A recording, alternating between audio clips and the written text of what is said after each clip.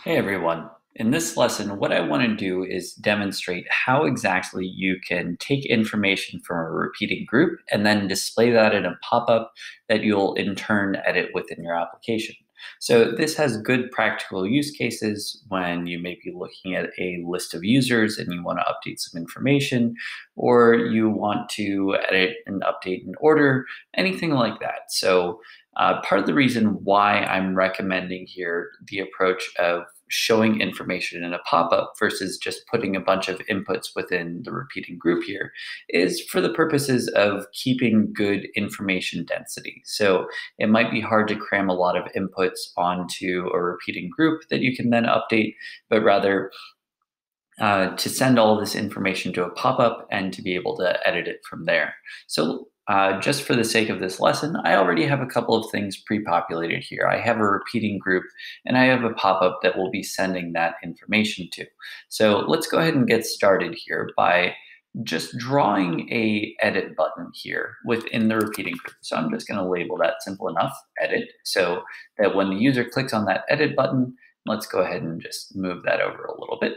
And so when the user clicks this edit button, it'll show our pop-up. So the first thing that we need to do is to go down to element actions and show pop-up A. So let's check that there, or rather pop-up user. But when this happens, let's go ahead and just demonstrate what's going to happen here. So when we click this edit button, it's going to show our pop-up. But what we're still missing is that we need to send data to that pop-up.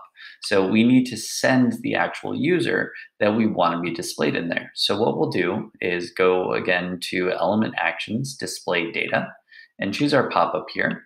And we're just going to say display the current cell's user. Now let's go ahead and take a closer look at this pop-up that I have pre-built here.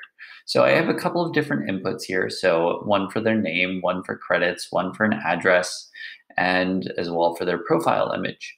And for each of these, you'll notice that the initial content here is what's associated with the parent group's thing. And the parents group thing is a user, and we're sending that user to this pop-up.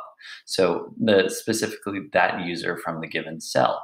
So that way, when this loads, it's going to display their information in here. So let's go ahead and just refresh this one more time and see the difference now that we link things up.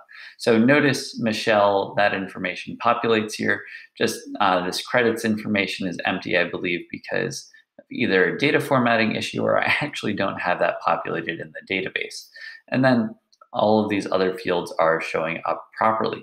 Now, what we need to do following this is we actually need to have an action to save this updated information. So that itself, pretty simple to build out. Let's go ahead and do that. So we'll hit our save button here and we'll have in this case, we're not creating a new thing, but we're making changes to a thing. And the thing that we're going to make changes to is the pop-ups user. So what we can do is to reference those fields. And so full name, we'll just go ahead and populate these here, credits, address, or rather that's location. And we'll also tag the profile image there. So this is still referencing all of the fields and their initial content. So it's a little bit redundant, but it's okay that we're still referencing the same fields, even though the value may not be changing here. So there are a couple of other elegant ways of going about that, but I'll save that for another lesson. So let's go ahead and just fill in the rest of these boxes here, and we'll type in input credits value, and finally get their full name in there. So great. So now let's go ahead and just try our application. Actually, let's plug in one more thing before we do. And so after we make changes to the user, let's go ahead and also have that pop-up hide itself. So, all right, now let's go ahead and give this a refresh. So let's use Michelle again. Let's go ahead and change her name to Ali. And let's go ahead and say that she's in New York now or some other place. So 303. We'll go with Fifth Avenue there, and we'll go ahead and give some credits there. So now when we hit save, let's go ahead and turn on the step-by-step so we can just see what happens there. So notice our new values are being captured down here, and the old fields are still being referenced. All right, and great. Our pop-up will dismiss itself. And let's just go run through that one more time. And now notice Michelle's name changed to Ali, her credits updated, and her address updated, but the profile image remained the same. So great.